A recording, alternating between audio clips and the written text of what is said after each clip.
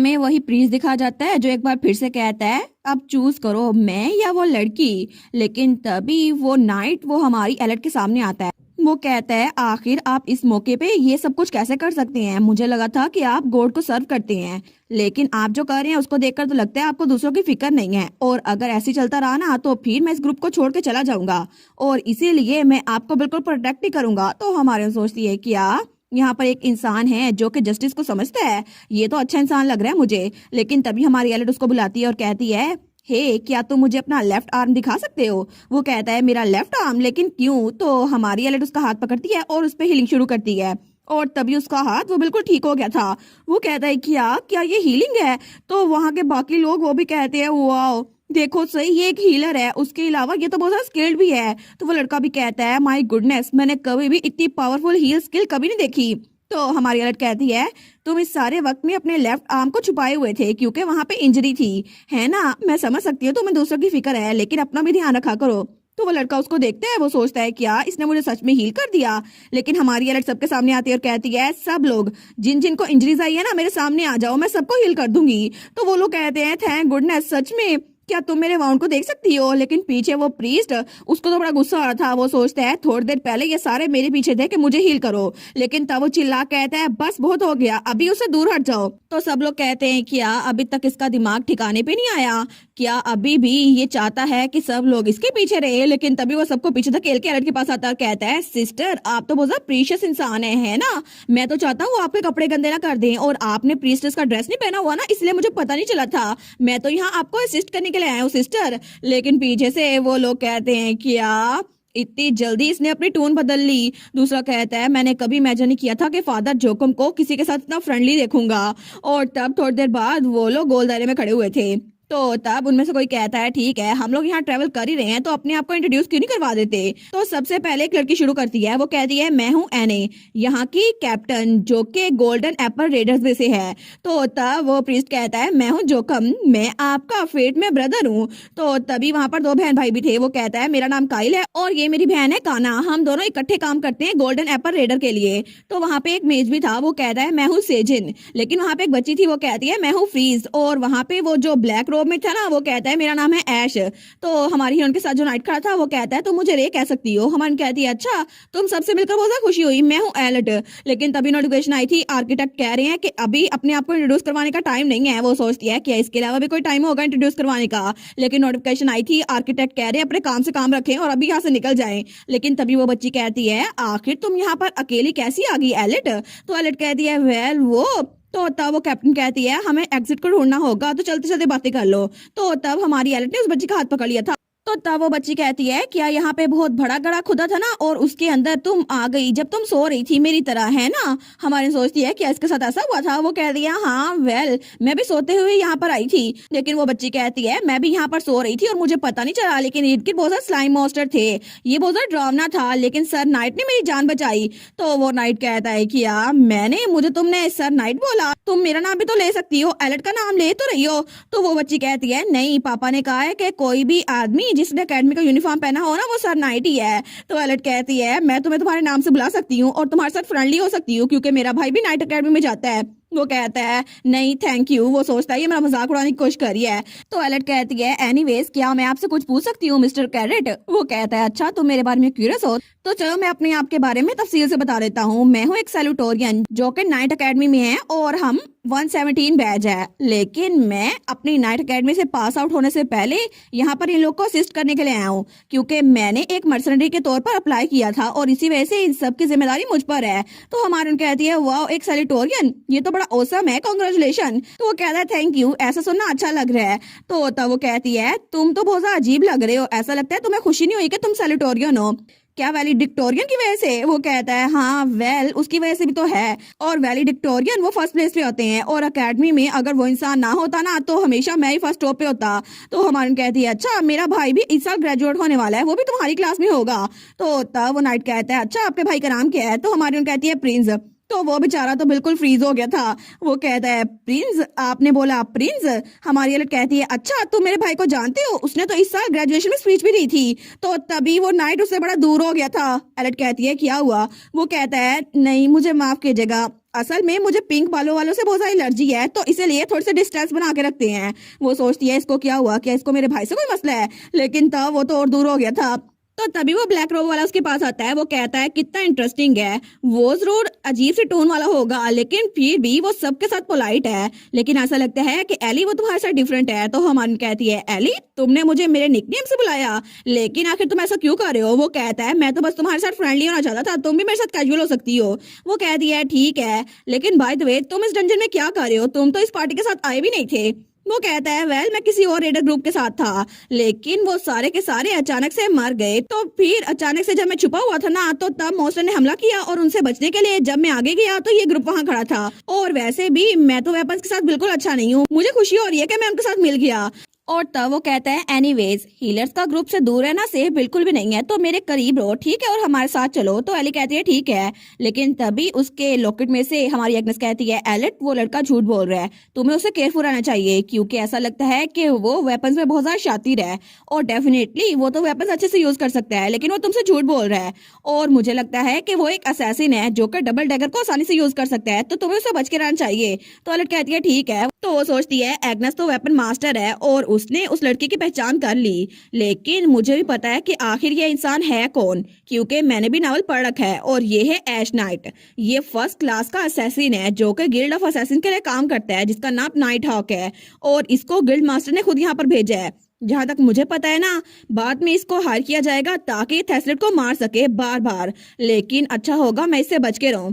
तो तभी वहां पे वो मेज रुकता है। वो कहता है मुझे एग्जिट कहीं भी नजर नहीं आ रहा, लेकिन हमें यहाँ से निकलना होगा अगर हमें डजन बॉस से नहीं टकराना। तो तभी वहां उनके पाँव के नीचे से जमीन वो थोड़ी हिलने लगती है। वो लोग कहते हैं क्या कोई चीज आ रही है, तो वो कैप्टन कहती है इसका मतलब है कि डंजन बॉस वो यहाँ पर आ रहा है।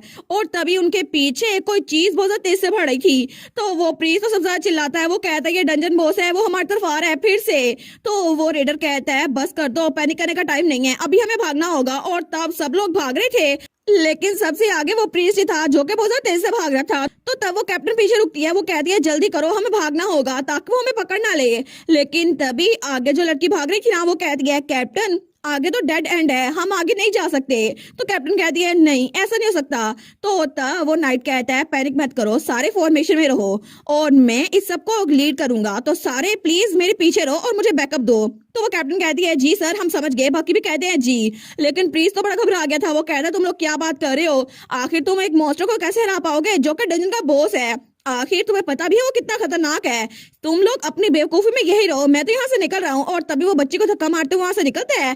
तो हमारी कहती है फ्रीज ये बच्ची, लेकिन तभी हमारी उस बच्ची को पकड़ लेती है। वो कहती है एक मिनट तुम गलत डायरेक्शन में जा रहे हो। तो तभी वो प्रीस्ट जब अपने सामने देखते हैं ना, तो उसके सामने वही मॉन्स्टर था जो कि इस वक्त बहुत ही ज्यादा खतरनाक लग रहा था और उसका एक नहीं बहुत सारे मुंह थे। तो तभी वो मॉन्स्टर उस प्रीस्ट को एकदम अपने मुंह में रखता है और उसी वक्त निगल लेता है, लेकिन वहां पर वो सारे के सारे मुंह और जरा बड़े होते जा रहे थे। तो हमारी कहती है क्या, और वो बच्ची भी चिल्लाती है। तो नोटिफिकेशन आई थी आर्किटेक्ट ऑफ स्काईस्केपर, वो भी उनके साथ ही चिल्ला रहे हैं। तो हमारी कहती है चलो डंजन मास्टर यहाँ पर आ गया, ये है ऑब्सेरा ऑफ डीमन डिवोवर। तो सब लोग कहते हैं कि तो डंजन बॉस है ना, सभी सब समझ के रहो। लेकिन तभी वो डंजन बॉस बाकी पे भी हमला करता है और बाकी इसको डोज कर रहे थे, लेकिन तभी नीचे से जमीन और ज्यादा हिली जा रही थी। वो लोग कहते हैं ऐसा लगता है जमीन के नीचे और भी कुछ है। तो वो कैप्टन कहती है जमीन सिर्फ हिल नहीं रही, इसका मतलब है कि ये डंजन बॉस अभी तक पूरा जमीन से बाहर नहीं निकला। और तभी वो जमीन के अंदर से जो निकल रहा था ना, तो उसका एक दो तीन नहीं उसके तो हजारों मुंह थे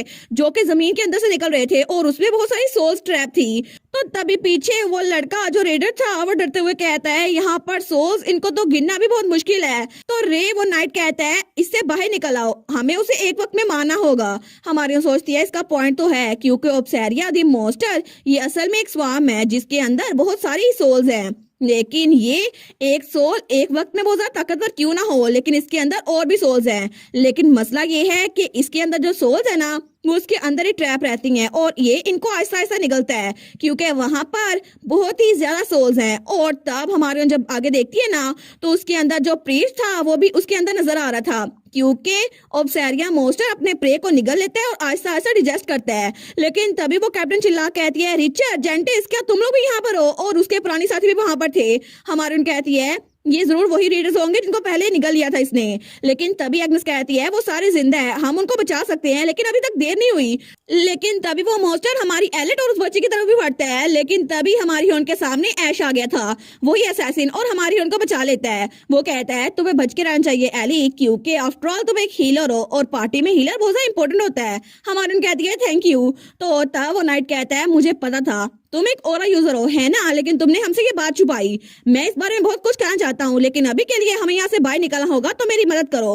वो कहता है ठीक है, तो मैं पूरी कोशिश करूंगा, और तब वो अपनी हुडी उतार देता है। लेकिन तभी वो नाइट वो कहता है ठीक है, मैं यहाँ पर एक पाथ क्रिएट करूंगा, तो मुझे कवर दो, 1 2 और 3, और तभी वो उन पे वार करता है। और तब दूसरी तरफ ऐश वो भी उस डीमन को स्लाइस किए जा रहा था। तो हमारी सोचती है ये दोनों बहुत ज्यादा स्ट्रॉन्ग है और बहुत ज्यादा हाईली स्किल्ड भी है।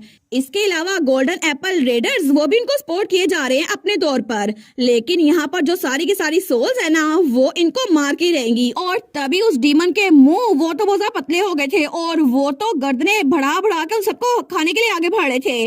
लेकिन हमारी सोचती है आखिर में तो बहुत ज्यादा तनाव की कैफियत हो गई है। और तभी नोटिफिकेशन आई थी आर्किटेक्ट ऑफ स्काईस्क्रैपर, वो आपको केयरफुली देख रहे हैं कि आप क्या रिएक्शन देती हैं।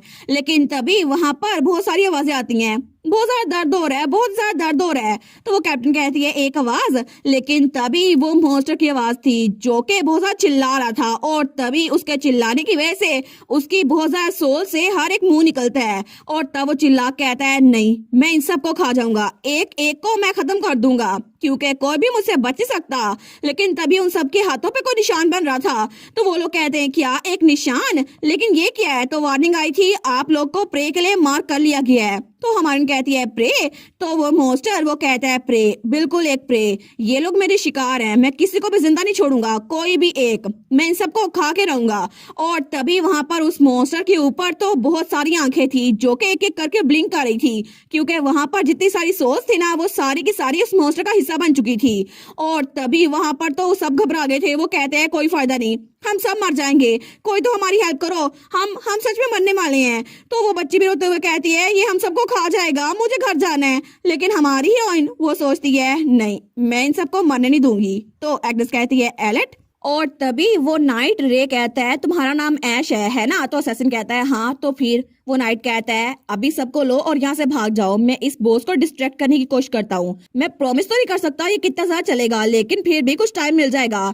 तो वो असैसिन कहता है तुम सीरियस हो, आखिर तुम इतना मजाक कैसे कर सकते हो इतने सीरियस हालात में, तुम हमारे हाथों पे ये निशान देख रहे हो ना, इसका मतलब है कि अगर हम यहाँ से बाहर भी निकल गए ना तो हमारी बाकी की पूरी जिंदगी हमारा पीछा करेगा और हमें खाए बगैर जीने नहीं देगा, क्योंकि यहाँ पर मरना इससे ज्यादा अच्छा है कि हम लोग हमेशा पूरी जिंदगी भागते रहे, और इसी वजह से मैं यहाँ पर तुम्हारे साथ लड़ूंगा। तो रे वो कहता है आखिर ये सब कुछ क्यों हो गया।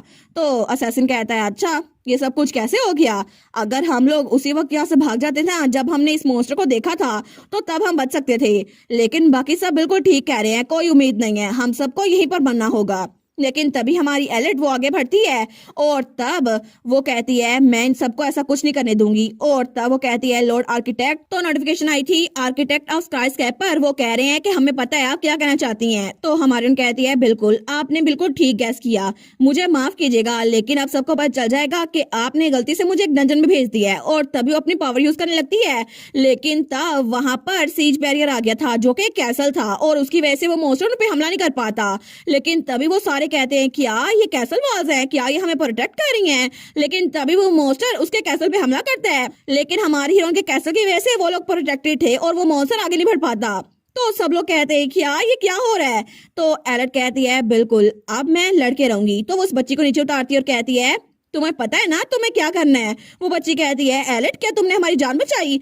तो एलेट कहती है हाँ फ्रीज, अब तुम जहाँ पे हो ना वहीं पर रहना, ठीक है, यहाँ से हिलना मत जब तक ये सब कुछ खत्म नहीं हो रहा था। तो पीछे से वो नाइट और असैसिन आए थे, वो लोग कहते हैं क्या एली ये तुमने सब कुछ खुद किया है, मुझे यकीन नहीं होता तुम्हारे पास डिवाइन पावर इतना पावरफुल है। तो एलेट आगे बढ़ते हुए कहती है तो फिर मैं इस सबको डिस्ट्रॉय करने के बाद तुम लोगों से बात करती हूँ। और तब वो आगे बढ़ती है, लेकिन तभी वो मॉन्स्टर वो तो बड़ा गुस्से में आ रहा था, वो कहता है तुम कुछ नहीं हो सिवाय मेरे शिकार के, मैं तुम्हें कभी माफ नहीं करूंगा, मैं अभी तुम्हें खा जाऊंगा। लेकिन तभी वो सारा का सारा मॉन्स्टर एक ही चीज में बदल जाता है, जो कि उसका मास्क था। लेकिन तब वो हमारी एलेट पे हमला करने के लिए अपने मुंह के अंदर से सारी सोल्स निकालता है।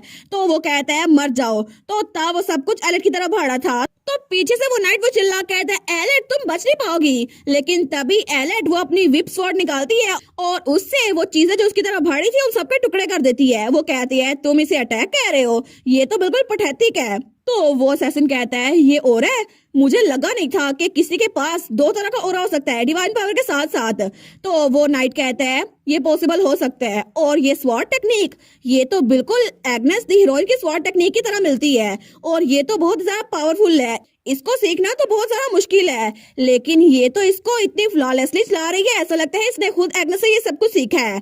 लेकिन वो सोचता है ये तो बहुत ही ज्यादा रिमार्केबल है, एक स्वॉर्ड मास्टर जिसके पास डिवाइन पावर्स भी हैं। ये तो सच में डुअल एबिलिटी यूजर्स है, जो कि दुनिया में बहुत कम देखे जाते हैं। लेकिन तभी हमारी एलेट वो कहती है ओए मॉन्स्टर तुम कितने बदसूरत दिखते हो ना, अपना चेहरा देखे, कभी कोई क्रीम भी लगा लिया करो। लेकिन तब वो मॉन्स्टर उसको गुस्सा आ रहा था। वो कहती है तुम्हारा मास्टर तुम्हें कैसे बर्दाश्त करता होगा, मुंह तो धो लिया करो जरा अपना। लेकिन तभी वो मॉन्स्टर उसको बड़ा गुस्सा आ रहा था। तो हमारी वो सोचती है एब्सेरिया ये तो डीमन लॉर्ड का पेट था नावल में, तो अगर मुझे गलती नहीं हुई तो जो मैंने कहा है ना इससे ही गुस्सा होगा। तो तभी वो मॉन्स्टर वो गुस्से में आगे बढ़ने लगता है और हमारी एलेट को खाने लगता है। लेकिन वो सोचती है अब मैंने इसको गुस्सा दिला दिया है, तो अब अगला स्टेप सिर्फ एक ही है कि मुझे इसके मांस को मारना है, जो कि इसकी बॉडी का मेन पार्ट है। लेकिन इसके मांस को हट करना ये काफी नहीं होगा। और तभी उसके दांत एलेट की तलवार के अंदर जकड़ गए थे। वो सोचती है क्योंकि अभी के लिए मुझे इसके मुंह से होते हुए इसके गर्दन तक जाना होगा। और तब उसने ऐसा ही किया था, और उसकी गर्दन पीछे से वो सारी की सारी विप स्वॉर्ड के इर्द गिर्द जमा हो गई थी, और हमारी हीरोइन की विप स्वॉर्ड वो उस गर्दन को काट रही थी। तो हमारी कहती है बस थोड़ा सा और ये खत्म हो जाएगा। लेकिन तब वो उस पे लगातार हमला किए जा रही थी, और वो मॉन्स्टर बहुत ज्यादा तड़प रहा था। लेकिन तभी पीछे से उसकी गर्दन जिसके जरिए उसका मांस अटैच था ना, वो टूटने लगती है। तो वो कहता है नहीं मुझे रिकवर होना होगा, बस थोड़ी देर और, बस थोड़ी देर और। लेकिन एलेट उसने एक ही बार में उसकी गर्दन पूरी की पूरी तोड़ दी थी, और तब हमारी एलेट जीत चुकी थी। और पीछे खड़ा रे जो कि एक नाइट था, वो सोचता है इस लड़की के भाई की वजह से मुझे पिंक हेयर एलर्जी हो गई थी। लेकिन ये सारे के सारे पर्सनल सेंटिमेंट्स ये इस वक्त कुछ नहीं थे जब मैंने अपने सामने इतनी ओवरवेलमिंग पावर देखी। और जब इसने इसकी बॉडी को जमीन पे गिराया और उसके ऊपर पाँव रख के खड़ी हो गई, और तब रे की सिर्फ पिंक हेयर एलर्जी दूर नहीं हुई बल्कि उसे पिंक हेयर से प्यार हो गया। और तब उसे पता चला कि पिंक हेयर लहराते हुए भी कितने सारा खूबसूरत लगते हैं। और तब हमारी हीरोइन ने उसके आंख पे तलवार मार के सब कुछ खत्म कर दिया था। लेकिन तभी नोटिफिकेशन आई थी आर्किटेक्ट ऑफ स्काई स्क्रैपर वो तो जल्दी से यहाँ आए हैं और इनको शौक है कि आपने डंजन बॉस को मार दिया। तो तभी बाकी नोटिफिकेशन भी आई थी स्केल दैट जज द सॉइल और एडवोकेट ऑफ कॉन्फिडेंशियलिटी और क्रिटिक दैट बैलेंस, वो सारे के सारे यहाँ आ गए हैं कि आखिर ये सब कुछ कैसे हो गया। और एडवोकेट ऑफ कॉन्फिडेंशियलिटी वो आपको घूर रहे हैं। वो सोचती है मैंने कुछ भी नहीं किया, ये सारी की सारी गलती आर्किटेक्ट की है। तो सारे के सारे ऑफिसर उसको धकेल के लेके जा रहे थे, लेकिन एडवोकेट ऑफ कॉन्फिडेंशियलिटी वो पीछे रह गया था ताकि एलेट पे नजर रख सके। तो एलेट कहती है ठीक है अब मैं क्या ही करूं। लेकिन तभी वो सारे के सारे लोग उसके पास आ गए थे। वो कहते हैं थैंक यू सो मच हमारी जान बचाने के लिए। तो वो लड़की कहती है मैं कभी भी भूलूंगी नहीं कि आपने हमारी जान बचाई है, और हम तो हमेशा आपका शुक्रिया अदा करेंगे। तो एलेट कहती है नहीं नहीं कुछ नहीं है। तो वो लड़का कहता है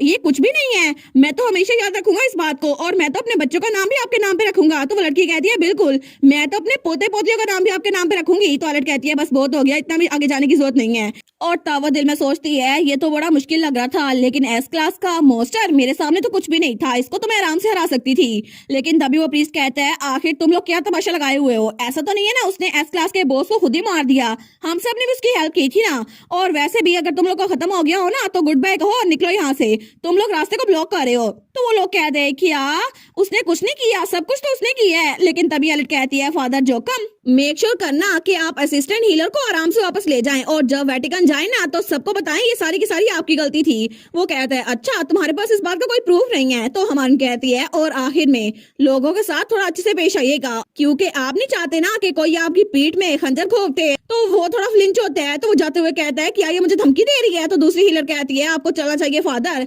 लेकिन पीछे से हमारी उन कहती है सब लोग यहाँ से जा सकते हैं, मैं आप लोग के बाद जाऊंगी। तो तब वो कहती है सब लोग चले जाए, लेकिन ऐश तुम यहीं पे रुको, मुझे तुमसे बात करनी है। तो ऐश कहता है क्या बस मैं ही। वो कहता है कितना एक्साइटेड है ना, मुझे लगता है कि मुझे स्पेशल ट्रीटमेंट मिल रहा है। लेकिन तभी वो नाइट कहता है एलेट मुझे भी तुमसे कुछ बात करनी है, क्या हम लोग प्राइवेट में बात कर सकते हैं? वो कहती है ठीक है। लेकिन तभी सब लोग वहां जा रहे थे, वो जाते हुए कहते हैं AILET thank you so much, तुम तो बहुत कूल थी और हमेशा हम तुम्हारा शुक्रिया अदा करते रहेंगे, तुम तो बहुत अच्छी हो। तो वो कहती है ठीक है बाय बाय, और वो उनको बाय कर रही थी।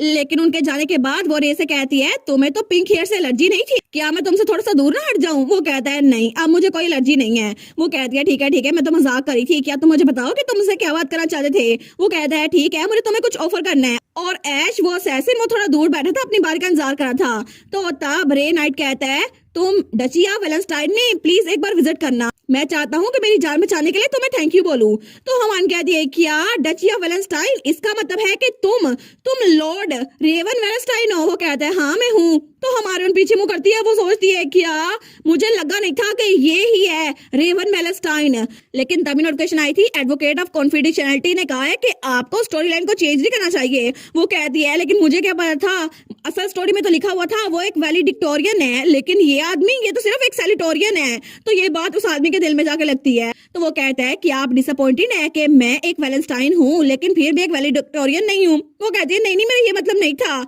लेकिन वो कहता है मुझे पता है आप प्रिंस की बहन है ना, क्योंकि इस अकेडमी में वैलिडिक्टोरियन वो बना था और फर्स्ट रैंक पे आपका भाई है, मैं नहीं हूँ, और उसी की वजह से मैं सेकंड रैंक पर आया था। तो हमारे कहती है क्या, वो तो और भी शौक हो गई थी। वो कहती है मेरा भाई वो एक वैलिडिक्टोरियन बन गया, मतलब फर्स्ट प्राइज उसको मिला था, मुझे कोई आइडिया नहीं था। तो नोटिफिकेशन आई थी आपको तो किसी बारे में कोई आइडिया नहीं है, लेकिन ऐसा लगता है कि आप अपनी फैमिली को यूज करके स्टोरी को चेंज करना चाहती हैं। वो कहती है ये मेरी गलती कैसे हुई, मुझे तो कभी पता नहीं चला। तो एग्नेस कहती है तुमने कहा नहीं था कि प्रिंस ने ग्रेजुएशन स्पीच भी दी थी? वो कहती है मुझे लगा था शायद उसके दोस्त ने देने से मना कर दिया होगा इसलिए उसने दी थी। लेकिन तब पीछे से वो लड़का कहता है अहम क्या आपने अपने आप से बातें करने खत्म कर दी? वो कहती है हाँ मैंने खत्म कर दी, और अपने लॉकेट को ढक लेती है। लेकिन तभी उसकी तरफ हाथ बढ़ाते हुए कहता है तो फिर मैं आपको एक ऑफर करना चाहता हूँ, मैं चाहता हूँ कि आप मेरी डची में आएं और मैं आपको एक नाइट अपॉइंट कर दूं, क्योंकि आपकी एबिलिटीज बहुत ज्यादा शानदार है और किसी ने भी अभी तक आपको कोई टाइटल नहीं दिया, और कोई भी नोबल जो मार्कोस या उससे अबव का हो उसके पास अथॉरिटी है किसी भी इंसान को नाइट रख सके, और इसीलिए मैं चाहता हूँ आप मेरे साथ चले। तो हमारन कहती है थैंक यू लॉर्ड रेवन। वो कहता है इसका मतलब आप मेरे साथ चलेंगी? तो एलेट कहती है नहीं, असल में मैं तो एक ड्यूक को जानती हूँ और वो ड्यूक कोई और नहीं उसका ग्रैंडफादर ही था। वो कहता है मेरी प्यारी ग्रैंड डॉटर, लेकिन वो कहती है थैंक यू इस ऑफर के लिए। तो तब रे कहता है अच्छा तो आप एक ड्यूक को जानती हैं? हमारन कहती है हाँ बिल्कुल। वो कहता है आई गेस बस फिर यही बात है। वो कहती है अच्छा लेकिन आपको यही कहना था? वो कहता है जी बस मुझे लगता है मुझे चलना चाहिए। लेकिन तब वो निकलने लगता है और बड़ा उदास लग रहा था। वो कहती है लॉर्ड रेवन मेरा मतलब है सर कैडेट, मुझे लगता है कि आप आगे जाके बहुत ज्यादा अच्छे नाइट बनेंगे और मैं आपकी डची को जरूर विजिट करूंगी जब मेरे पास टाइम हुआ, तब तक के लिए बाय बाय। तो वो कहता है ठीक है मैं भी आपका इंतजार करूंगा, तो तब तक के लिए बाय। और उसके बाद वहां चला गया था, लेकिन पीछे वो और ऐश रह गए थे। तो ऐश कहता है क्या अब ये मेरी बारी है एली, मैं तो बहुत एक्साइटेड हूँ, क्या तुम मुझसे बात करना चाहती हो? तो एलेट उसके पास आते हुए कहती है मेरे पास ज्यादा टाइम नहीं है तो मैं सीधा पॉइंट पे आती हूँ। तुम एक असैसिनेशन मिशन पे थे है ना? मुझे लगता है कि यहाँ पर जो सारे लोग गए हैं उनमें से एक तुम्हारा टारगेट था, लेकिन अगर तुम्हारा टारगेट वो बच्ची थी तो मैं तुम्हें यहाँ से जाने नहीं दूंगी। तो वो कहता है अच्छा तो तुम्हें स्टार्ट से सब कुछ पता था, लेकिन क्या तुम उस बच्चे की बात कर रही हो? फ्रीज, लेकिन आखिर ये कैसी धमकी हुई एली? और तभी वो चाकू फेंकता है तो हमारी हीरोइन के गाल पे थोड़ा सा निशान लगता है और वहां से खून निकल आया था, लेकिन तभी वो चाकू पीछे पत्थर पे जाके लगता है। तो वो कहता है अगर तुम किसी को धमकी देने वाली हो ना तुम्हारे हाथ में चाकू होना चाहिए, और तुम एक असैसिन को धमकी दे रही हो, तुम्हें नहीं लगता ये जरा खतरनाक होगा? तो तभी नोटिफिकेशन आई थी एडवोकेट ऑफ कॉन्फिडेंशियलिटी ने कहा है कि अभी उसका सर फाड़ दे, उसकी हिम्मत कैसे हुई कि आपको चोट पहुंचाए? तो हमारी उन सोचती है लॉर्ड एडवोकेट तो बड़ा स्ट्रेंजली एक्ट कर रहे हैं। वो कहती है आपको पता है ना वो नावल में एक इंपॉर्टेंट कैरेक्टर है, लेकिन तभी एग्नेस उसको लॉकेट से कहती है एलेट उसकी हिम्मत कैसे हुई, अभी उसको ग्राउंड पे झुका दो। तो हमारी कहती है तुम्हें मुझे 2 बार बताने की जरूरत नहीं है, और तभी उसके हाथ में स्ट्रिंग्स थी। तो तभी ऐश के गर्दन पे वो स्ट्रिंग टकराती है। वो कहती है मैंने पहले ये सब कुछ ट्राई किया हुआ है, और तब ऐश के ईद के धागे ही धागे थे जो कि वो मरमेड से लेकर आई थी। वो कहती है तुम्हें लगता है कि मैंने बिना तैयारी किए तुम्हें धमकी दी थी? ऐसा कुछ भी नहीं है। तो वो कहता है क्या ये सच में एक वायर है, लेकिन हमारे सोचती है ये है स्पिरिट लॉर्ड की हार्प स्ट्रिंग, जो कि बहुत ज्यादा खतरनाक है और ये तो किसी चीज से भी ज्यादा ताकतवर है। लेकिन वो कहती है तुम्हें अपना गार्ड लो नहीं करना चाहिए, हालांकि तुम्हें पता है कि मेरी स्वॉर्ड मेरे बैग में है। फिर भी वो सोचती है अच्छा हुआ ना मैंने इसको धमकी दे दी। लेकिन तब वो कहता है अच्छा अगर ऐसी बात है तो अपनी तलवार फेंकते हुए कहता है मैं सरेंडर करता हूँ, प्लीज मुझे जान से ना मारना। वो कहती है क्या? वो कहता है तुमने नोटिस कर लिया होगा ना कि मैं तुम्हें तलवार मारने वाला हूँ, लेकिन अगर मैंने किसी को जान से मारना होता तो मैं तुम्हारी जान क्यों बचाता, प्लीज मुझे बख्श दो ना, मैं तो मजाक कर रहा था। और वैसे भी मैं तो यहाँ पे बैड मैनर्स के पीछे था, उस बच्ची के पीछे नहीं था, प्लीज मुझ पर ट्रस्ट करो ना, मैं तुम्हारा फेवर ही पे करूंगा। हमारे कहती है मैं किसी भी असैसिन से फेवर लेने में बिल्कुल इंटरेस्टेड नहीं हूँ, और वैसे भी मुझे तुम पे गुस्सा है कि तुमने मेरे चेहरे पे निशान छोड़ा है। वो कहता है ठीक है मैं मरना नहीं चाहता, मैं प्रॉमिस करता हूँ कभी भी तुम्हारे करीब किसी इंसान को नहीं मारूंगा एली। वो कहती है तुम इस बात को डील कहते हो। लेकिन वो सोचती है वेल अगर ये बात है तो उससे कहती है मैं तुम्हें जाने देती हूँ, और तभी उस रस्सी को ढीला करती है। वो कहता है thank you, by the way क्या सच में तुम असैसिन बनना चाहती हो, मेरे साथ चलो। वो कहती है नहीं मुझे ऐसा करने की कोई जरूरत नहीं है। वो कहता है ठीक है तो फिर मैं यहाँ से निकलता हूँ क्योंकि तुमने मुझे जाने दिया है, लेकिन सीरियसली मैं एक दिन तुम्हारा फेवर जरूर रिटर्न करूंगा और मैं प्रॉमिस करता हूँ कि कभी भी तुम्हारे करीब किसी इंसान को मारूंगा नहीं। और तब वो पोर्टल से निकलते हुए कहता है टेक केयर, बाद में मिलते हैं एली, और उसके बाद वहां से गायब हो गया था। लेकिन हमारे सोचती है कितना बड़ा क्लाउन है ये, आखिर में एक असैसिन से बार बार क्यों मिलूंगी। लेकिन वेल अच्छा ही हुआ अब यहाँ पे कोई भी नहीं है तो मैं वापस चलती हूँ। और तभी वो 299 फ्लोर पर आ गई थी उस स्काईस्क्रैपर टावर में। वो कहती है लगता है कि 299 फ्लोर क्लियर हो गया है। तो नोटिफिकेशन आई थी कांग्रेचुलेशन, आपने 299 फ्लोर के बॉस को हरा दिया है जो कि रैंडम एस क्लास का बॉस था। तो तभी उसके लॉकर से एग्नेस कहती है वेल डन एलेट, तुमने ये काम कर दिया। तो तभी नोटिफिकेशन आई थी एडवोकेट कह रहे हैं कि आप फिर से मसले में फंस गई, आप असल दुनिया में गई, हालांकि आप गिलेड कैसल को छोड़ के जा नहीं सकती, लेकिन अभी 1 महीना पड़ा है। वो कहती है मैं क्या करूं, मैं तो खुद विक्टिम हूँ, मैं तो इस टावर के अंदर ही थी, लेकिन मुझे जानबूझ के आर्किटेक्ट ने वहां भेज दिया था, अब मैं क्या ही कर सकती हूँ। लेकिन वो सोचती है अगर मैंने ये सब कुछ 299 फ्लोर पे किया है तो अच्छा होगा ना कि मैंने एब्सरेका को मार दिया है, क्योंकि ट्रांसमाइग्रेटर आइटम वो तो बिल्कुल जबरदस्त है और मेरे पास तो और ज्यादा स्किल्स आ गई हैं। तो तब वो कुछ ढूंढने लगती है। वो कहती है मुझे लगता है कि डंजन बॉस से मुझे एक बुक में मिली थी, लगता है उसको यूज करना चाहिए। तो वहां पे वो बुक थी जिसका नाम था ओवरटर्न फूड चेन पैसिव। तो वो सोचती है मुझे लगता है मुझे इसको यूज करना चाहिए, क्योंकि बहुत सारे मॉन्स्टर ऐसे हैं जिनकी बहुत ज्यादा हॉरिबल एपिटाइट है और मुझे इसको अभी सीखना चाहिए। और तभी उस बुक को खोलती है और उसकी सारी स्किल्स भी उसके अंदर आ गई थी। लेकिन तब वो सोचती है चलो अच्छा हुआ मुझे ये बुक तो मिल गई, लेकिन मुझे सिर्फ ये बुक नहीं मिली, इसके अलावा मुझे एक फ्रेंडली असैसिन भी मिला, पता नहीं वो अपना प्रॉमिस रखता है या फिर नहीं। लेकिन अगर ऐसा ही हुआ ना तो फ्यूचर में मैं उसको मना कर दूंगी कि वो मेल लीड को ना मारे, क्योंकि थैसलेट वो तो मेल लीड है ना। तो नोटिफिकेशन आई थी एडवोकेट कह रहे हैं कि आपको नावल के मेन कैरेक्टर के साथ इन्वॉल्व नहीं होना चाहिए। वो कहती है मुझे याद है थोड़ी देर पहले आपने कहा था कि मैं ऐश का सर फाड़ दूं। वो कहता है लेकिन वो तो मैंने आपके लिए कहा था ना। लेकिन तभी हमारी हीरोइन अगले फ्लोर पे बढ़ रही थी। तो नोटिफिकेशन आई थी एडवोकेट बार बार कह रहे हैं कि आप अगले फ्लोर पे ना जाएं, अभी तक आर्किटेक्ट ने ये फ्लोर कंप्लीट नहीं किया। वो कहती है फिर भी मैं तो 300 फ्लोर पे जा रही हूँ क्योंकि ये आखिरी फ्लोर है, और वैसे भी आर्किटेक्ट को नेक्स्ट फ्लोर बनाने में बहुत ज्यादा टाइम लग जाएगा और मेरे पास सिर्फ 1 महीना बचा हुआ है, मैं तब तक इंतजार नहीं कर सकती। तो तभी नोटिफिकेशन आई थी आर्किटेक्ट ऑफ स्काईस्क्रैपर कह रहे हैं मैं पहले अपॉलजी लेटर लिख रहा हूँ, तो आप जो मर्जी करें, मैं कुछ नहीं कहने वाला। तो तभी वो उस दरवाजे के सामने पहुंच चुकी थी। वो कहती है अच्छा तो ये है 300 फ्लोर का गेट, लेकिन ये भी कोई एस क्लास का डंजन होगा है ना। लेकिन तब अपनी तलवार पकड़ती है और उस दरवाजे को खोलने लगती है। तो तभी नोटिफिकेशन आई थी एडवोकेट बार बार कह रहे हैं कि नावल में चेंजेस ना करें, लेकिन अगर आप किसी मेन कैरेक्टर से मिली ना तो बड़ा मसला हो जाएगा। वो कहती है ठीक है फिक्र ना करो, अब हर बार तो मैं मेन कैरेक्टर से नहीं मिलने वाली ना, और ऐसा तो हो नहीं सकता ना कि इस बार फिर से कोई की कैरेक्टर यहाँ पर हो। लेकिन तभी वो दरवाजा खोलती है तो जब वो सामने देखती है वो तो बिल्कुल हैरान रह गई थी। तो नोटिफिकेशन आई थी आप hill of the holy and craft S class dungeon में दाखिल हो चुकी हैं। और तब सामने कोई और नहीं हमारा मेल लीड थैसलिड था, जो कि जमीन पे बैठा हुआ था और उसके इर्द गिर्द रेड कलर के फ्लावर्स थे। तो एलेट कहती है क्या थैसलिड, कहीं ये वही तो नहीं। लेकिन तभी थैसलिड वो लड़ते लड़ते उसको भी कुछ एहसास होता है, तो तब वो पीछे मुड़ के देखता है। वो कहता है एलेट क्या ये सच में तुम हो। लेकिन उस पे कोई हमला कर रहा था और तभी उसका वार हमारे थैसलिड को लगने वाला था। तो तब थैसलिड कहता है एलेट तुम यहाँ पर क्या कर रही हो। लेकिन एलेट कहती है क्या अगर इसने मेरी तरफ देखा और हमले को डॉज नहीं किया तो ये मर जाएगा। तो तभी वो जल्दी से उनके दरमियान आ जाती है। तो जो मॉन्स्टर उस पे हमला कर रहा था ना वो कहता है क्या अब ये कौन है। लेकिन एलेट उन दोनों के दरमियान आ गई थी। तो वहां पे जो भी हमारे हीरो थैसलिड पे हमला कर रहा था ना वो कहता है आखिर अब तुम कौन हो। लेकिन एलेट वो कहती है ओए तुम अभी भी उसको मार नहीं सकते क्योंकि तुम मेरे स्वीट पोटैटो को कुछ नहीं कर सकते। अगर तुमने अभी उसको मार दिया तो वो टाइम में वापस नहीं जा पाएगा। लेकिन तभी थेस्लेट बहुत हैरान होकर उसको देखता है। वो कहता है क्या एलेट, क्या तुम फिर से मुझे बचाने के लिए आ गई? लेकिन आखिर इसको कैसे पता कि मैं टाइम में वापस आता हूँ? तो तभी नोटिफिकेशन आई थी, एडवोकेट ऑफ कॉन्फिडेंशियलिटी कह रहे हैं कि उनको पता था ये सब कुछ होगा और वो हॉरर में चिल्ला रहे हैं कि आखिर ऐसा कैसे हो सकता है।